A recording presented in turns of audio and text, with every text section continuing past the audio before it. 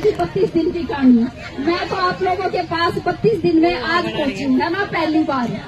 तो एक नारा लगाएंगे, नारा लगा के एक तो ये पता चलेगा 32 दिन में आप थक रहे हो कि जोश उतना ही है। ठीक है, टेस्ट है थारा, तो आप अपना दिखा दियो, टेस्ट में पास हो गए कि फेल हो गए, बाकी बात फिर उसके बाद करूंगी मैं।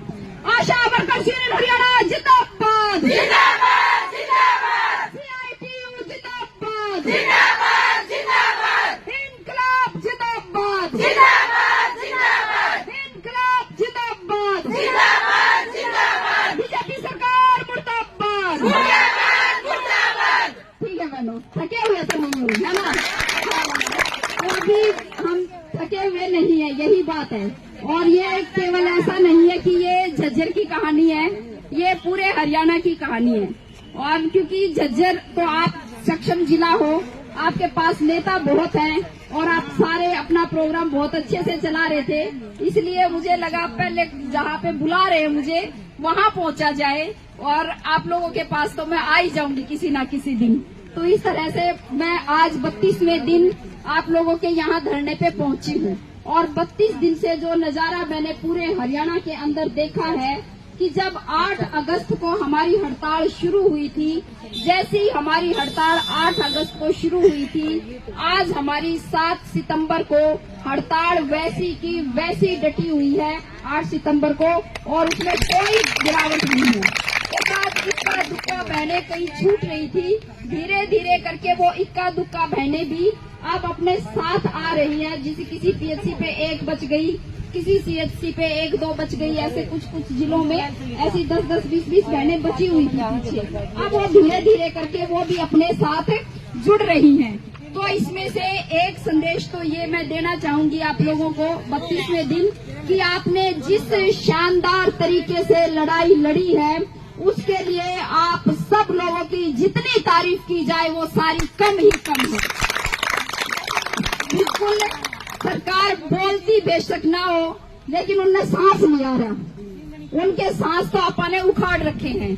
हमने कोई विधायक नहीं छोड़े इनका, कोई सांसद नहीं छोड़ा इनका, और हाथ जोड़ के सारे जो है खट्टर यो नहीं बसना रहा, है ना। और भिवानी गया था, ये भिवानी गया तो वहाँ पे भी जो है भिवानी की हमारी बहनें उससे मिलके आई, बात करके आई। अब हिसार में है, कई दिन से हमने मना कर रखा था, हमने ये कहा था कि भाई कोई नहीं, हम इनके पीछे पीछे हम नहीं भागते, हमारा अपना कार्यक्रम है, अपना प्रोग्राम, हम उसको उस तरह से चलाएंगे। तब हमें ये था कि भाई बातचीत करके हमारे मसले का समाधान हो जाएगा। हम जो है इसी तरह से हम अपनी लड़ाई का एक रुख हमने बनाया था। लेकिन हिसार से इतनी जबरदस्त डिमांड आई, वो बोले दीदी बस रोको मत, हमने एक बार हमारे जी में जो है हमने वहाँ कर लेने दो। तो हमने भी आज उनको सुबह कह दी कि जहाँ तुमने जाना हो वहाँ जाओ, क्योंकि गांव के अंदर जब ये जाते हैं भाषण देते हैं, आशाओं के बर्दाश्त नहीं रहती कि हमारे गांव में हमें और ये इसी मीठी मीठी बात करके जाते हैं और इन्हें उसका उल्टा जवाब नहीं मिलता। जब आशा जाके खड़ी हो जाती इनका जाडा चढ़ जाए। गणे गामा मौली ये कैथल के अंदर प्रोग्राम चल रहा था, वहाँ पे जो लाल सूट दिखते ही तो उनका फड़क बैठ गया है, उनका फड़क नहीं बैठती। एक आधे जो बीजेपी के लगे हैं, जिनके उनसे वो बुलाए गए हैं, जिनके इनविटेशन पे वो आते हैं, जाडा उनका भी चढ़ गया है। हाथ जोड़ जाए नुको जी आपका मांग पत्र दिवावांगे, आपकी बात करावांगे, बस आपकी बात पंगा नहीं करियो।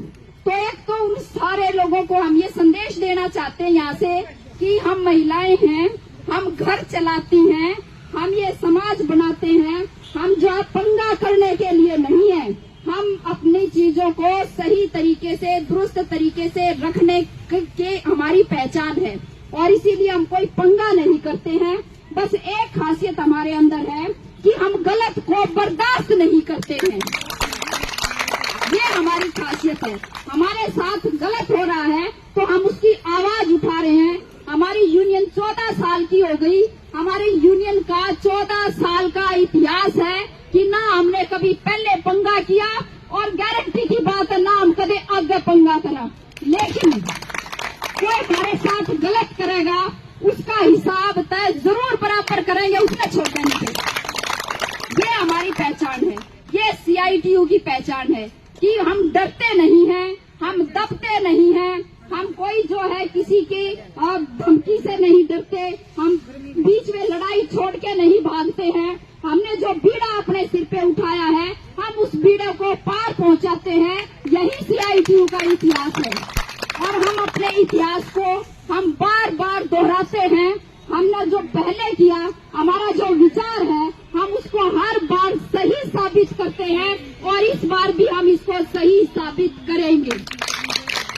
एक बात है कि ये सोचते होंगे कि पता नहीं हम क्या हैं।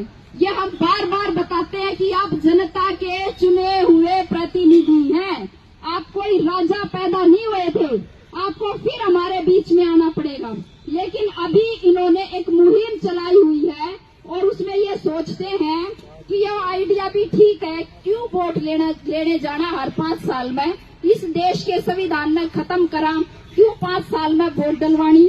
5 साल में वोट डलवाएंगे तो आज जो नारे लगा रहे इन्हीं के आगे हाथ जोड़ने पड़ेंगे हमें, तो ये सिस्टम ही खत्म कर दे।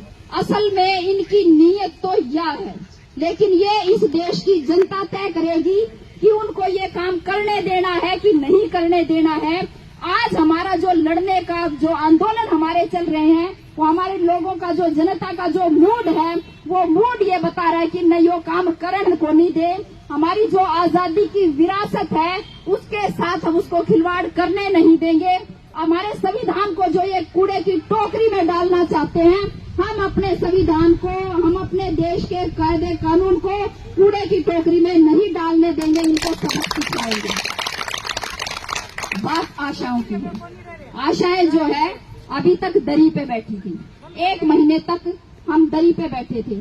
हमने प्रदर्शन किए अलग अलग जगहों पे, लेकिन हम बैठ के अपना दरी पे बैठ के ही हम अपनी बात कर रहे थे, पहुंचा रहे थे। जब हमने तो अपनी पूरी ताकत लगा दी, अब पूरी ताकत के बाद हमें ये महसूस हुआ कि जनता भी साथ होनी चाहिए।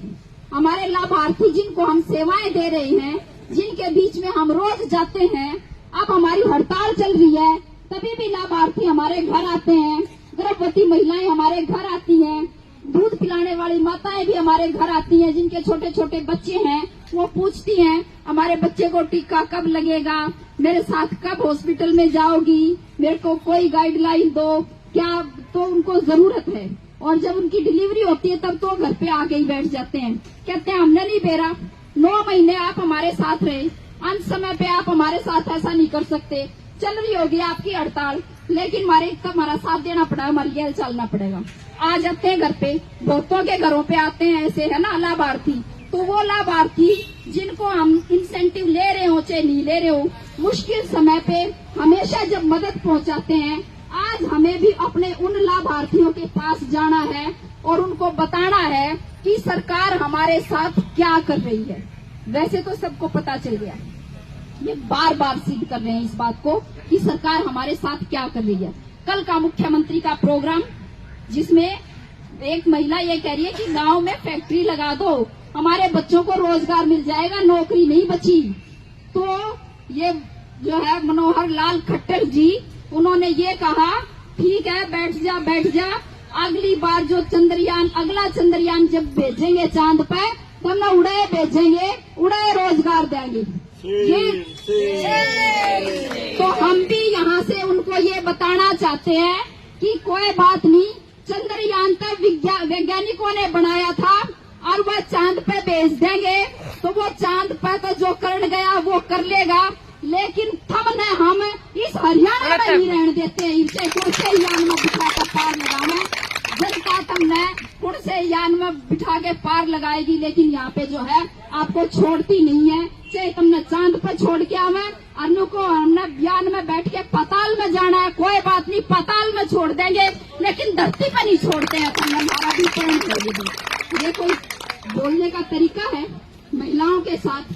अब हमारे साथ क्या किया आप देखिए। हमारी एक बहन शहीद हो गई यमुनानगर की, पारुल, 38 साल की थी, छोटे छोटे बच्चे हैं उसके। और अगली दुखद बात यह है, उससे भी ज्यादा दुख की बात है कि उसके बच्चे जितने हैं, उसकी एक देवरानी की थोड़े दिन पहले मृत्यु हुई है। उसके बच्चे तो, उसका एक बेटा वो 6 साल का और एक बेटी 8 साल की, बिल्कुल छोटे छोटे बच्चे। वो एक तरह से 4 बच्चों की माँ थी, वो 4 बच्चों को पाल रही थी, तो 4 बच्चे अनाथ हुए हैं। क्यों अनाथ हुए हैं भाई, क्यों नहीं जाने देना चाह रहे थे हमें पंचकुला, क्या समस्या थी उनको, है ना। हम कोई आतंकवादी थे, हमारे पास कोई बम पिस्तौल था, क्या था हमारे पास, किस बात से डरती है सरकार हमसे, क्यों हमें इकट्ठा नहीं होने देना चाहती। तो बात यह है कि वो डरती तो है, हमने डरा तो दिया उनको, वो ज्यादा ही डरे हुए हैं, लेकिन उनका डर इतना ही है कि वो जो है कुर्सी जाने से डरते हैं, बस इससे ज्यादा उनके और कोई डर नहीं है। उनको ये ना तो ये डर है कि स्वास्थ्य विभाग की ये कर्मचारी यदि ये आंदोलन में बैठी हैं, गर्भवती महिलाओं को यदि सुविधाएं नहीं मिल रही, हमारे छोटे छोटे शिशुओं को समय पे टीकाकरण नहीं हो रहा, हमारे स्वास्थ्य विभाग के दूसरे जरूरी काम जो आशा वर्कर करती थी वो नहीं हो रहे हैं, हमारी जो है घर के अंदर डिलीवरी हो रही है, स्टिल बर्थ हो रहे हैं, लेकिन इस बात से इनको कोई लेना देना नहीं है। इनके अंदर इतना दिल नहीं है कि वो इस तरह से सोच सकें और इस तरह से जो है वो सोच के और किसी के बारे में कोई समाधान की बात सोच सकें, ये दिल इनके पास नहीं है, क्योंकि सारे अपराधी इकट्ठे हो रहे हैं। हमने ये देखा, अभी संदीप सिंह का हम नारा लगा रहे थे, चार्जशीट हो गई उसकी खिलाफ, चार्जशीट हो गई, इसका मतलब ये अब तो गिरफ्तार होना चाहिए था। वैसे तो उन्होंने पहले से ही फैसला सुना रखा है, मनोहर लाल खट्टर ने ये कहा था कि भाई कोई बात नहीं, इस पे तो आरोप लगाया, भाई सारे आरोप थोड़े सिद्ध थोड़े होते हैं, जब इस पे आरोप सिद्ध होगा अपराधी तब होगा, अभी तो ये आरोपी हम क्यों हटाएं इसको मंत्री पद से, हम नहीं हटाते इसको मंत्री पद से, तब ये कहा। और लड़की के लिए ये कहा जो आपके ही जिले की है शिक्षा डागर, उसके लिए ये कहा कि वो तो अनाप शनाप जो है आरोप लगा रही है। क्या मतलब है इस बात का? इस बात का वही मतलब है, सारी जगहों पे आप देखो जो आशाओं के साथ कर रही है, जो जंतर मंतर पे खिलाड़ी लड़कियों के साथ किया, जो आंगनबाड़ी वर्कर हेल्पर के साथ किया, जो बाकी और लड़ने वाले हैं उनके साथ कर रहे हैं, इन सब बातों का एक ही मतलब है कि जिस तरीके से हमें दबाया जा रहा है, जिस तरीके से हमें डराया जा रहा है, और उसका मतलब ये निकलता है कि वो ये कह रहे हैं कि आप जो है आवाज उठाने की हिम्मत मत करो, यदि आप आवाज उठाओगे तो हम आपको बर्बाद कर देंगे, हम आपको कहीं का नहीं छोड़ेंगे। एक तरीके की वो हमें ये धमकी दे रहे हैं, लेकिन उनको ये नहीं पता कि हम जनता हैं और हम आपको जो इस कुर्सी से उतार भी सकते हैं, और थारा तो उसके आगे पीछे और कुछ सोच नहीं और कुछ लेना देना नहीं, खत्म हो तुम तो, जिस दिन कुर्सी पर उतरे उस दिन खत्म हो, तो असल में थारा को नहीं कुछ भी छोटा हमने तम नहीं हम किसी भी तरीके का। अब बात यह है कि हम 32 दिन हो गए बैठे हुए, जब हम जाते हैं बात करने के लिए, सारे यहाँ पे आपका अरविंद शर्मा का बता दिया, बोलो कति बेचारा बन रहा था अरविंद शर्मा, अनु को था कोई बात नहीं दे दो करांगे, और उसने भेजी भी चिट्ठी आगे, वो जो चिट्ठी आगे भेजी है मुख्यमंत्री को, उसको चिट्ठी मेरे पास मेरे व्हाट्सएप पे भेज रखी है उसने कि भाई हमने ये चिट्ठी मुख्यमंत्री को भेज दी। मैंने भी उसको एक जवाब लिख के भेज दिया उसमें कि भैया मुख्यमंत्री को तो भेज दिया आपने चिट्ठी, लेकिन एक बार ये और बता दियो, पूछ लियो सरकार से कि ये महिलाओं के साथ ये दमन चक्र चला के वो इसमें से निकालना क्या चाहते हैं, वो क्या चाहते हैं, इससे उनकी वाहवाही हो रही है, उनसे उनके तगमे बन रहे हैं, उसके क्या चाहती है सरकार, और जनता के अंदर गुस्सा है इस बात का, और वो दिखाई दे रहा है।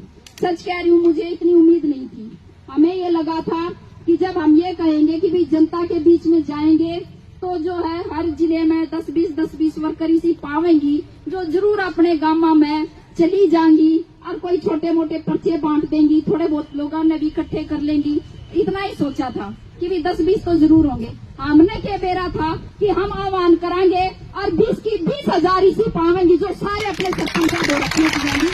हमें इस बात का अंदाजा नहीं था, ये अंदाजा हमें अब हुआ है।